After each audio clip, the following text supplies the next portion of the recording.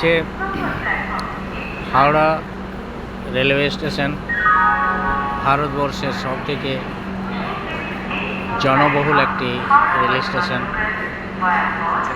এখানে প্রায় 1 থেকে 23টি প্ল্যাটফর্ম আছে। এর মধ্যে একটা প্ল্যাটফর্ম এখানে দেখতে পাওয়া যায় না, সেটি হচ্ছে 16 নম্বর প্ল্যাটফর্ম।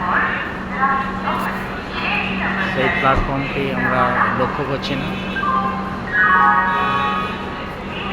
এই যে দাঁড়িয়ে আছে দেখতে পাচ্ছেন, এই ট্রেনটি হাটিয়া হাওড়া রাঁচি থেকে আসছে, আবার ঘুরে রাঁচি যাবে।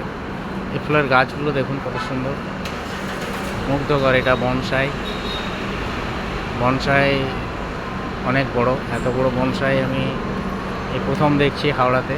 কি সুন্দর করে একটা শাওড়া গাছকে বনসাই করা হয়েছে, দেখতে খুব সুন্দর লাগছে শাওড়া গাছটি।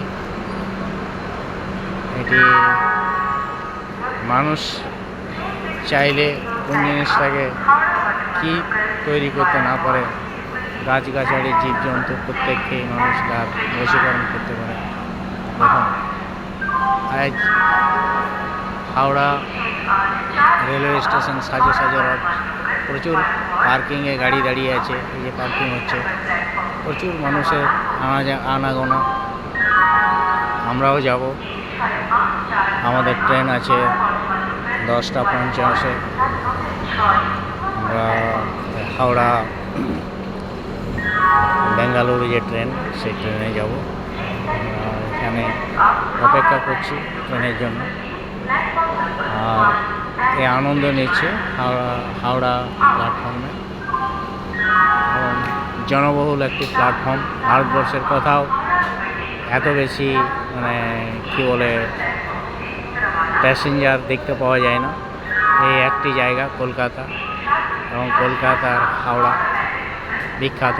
হাওড়া সপ্তম আশ্চর্য এই হাওড়াতে আছে, পৃথিবীর সপ্তম আশ্চর্য হাওড়া ব্রিজ।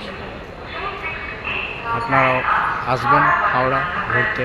ভারতবর্ষের বিভিন্ন প্রান্ত, দেশ বিদেশ থেকে মানুষ আসে এই হাওড়া ব্রিজ দেখার জন্য, এবং হাওড়া প্ল্যাটফর্মে এসে দেখে যাবেন। আমার তো মনে হয় পৃথিবীতে এত জনঘনত্ব আর কোথাও পাওয়া যাবে না। এত ভিড় ভাড়াক্কার প্ল্যাটফর্ম আর কোথাও পৃথিবীতে পাওয়া যাবে কিনা সন্দেহ। এসব আশা করি ভিডিওটা আপনাদের ভালো লাগলে লাইক শেয়ার করবেন। ধন্যবাদ।